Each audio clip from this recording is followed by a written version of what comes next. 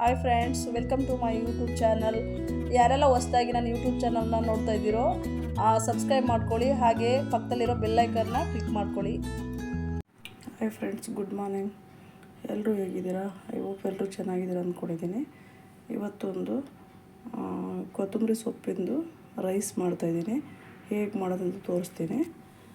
2.5 ಲೋಟ ನಾನು ಅಕ್ಕಿ ತೊಗೊಂಡಿದ್ದೀನಿ, ಅರ್ಧ kg ಅನ್ಬೋದು.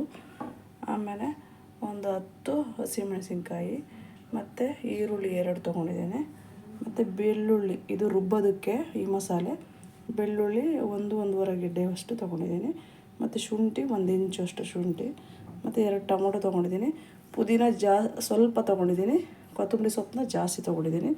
ಸ್ವಲ್ಪ ಅರಿಶಿನ ಪುಡಿ ಮತ್ತು ಲವಂಗ, ಏಲಕ್ಕಿಕಾಯಿ 4, ಲವಂಗ ಒಂದು 10 ತೊಗೊಂಡಿದ್ದೀನಿ.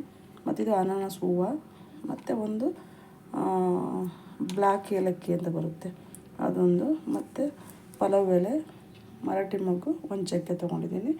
ಮತ್ತು ರುಚಿಗೆ ತಕ್ಕಷ್ಟು ಉಪ್ಪು ಮತ್ತು ಆಯಿಲ್ ತೊಗೊಂಡಿದ್ದೀನಿ, ಮತ್ತು ತುಪ್ಪ ತೊಗೊಂಡಿದ್ದೀನಿ ಫ್ರೆಂಡ್ಸ್.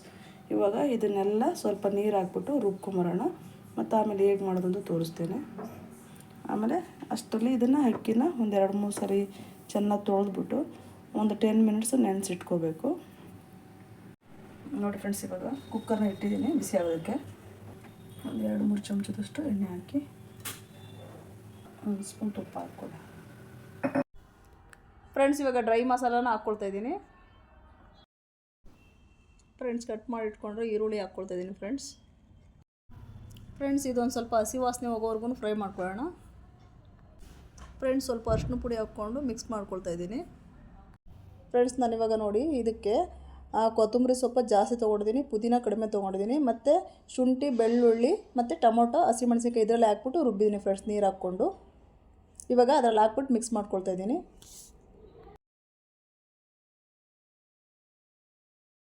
ಫ್ರೆಂಡ್ಸ್, ಇವಾಗ ನೋಡಿ 4 ಲೋಟ ನೀರನ್ನ ಕಾಯೋದಕ್ಕೆ ಇಟ್ಟಿದ್ದೆ. ಇವಾಗ 2 ಗ್ಲಾಸ್ ಅಕ್ಕಿ ಹಾಕ್ತಾಯಿದ್ದೀನಿ. ಹಾಕ್ಬಿಟ್ಟು ಮಿಕ್ಸ್ ಮಾಡೋಣ.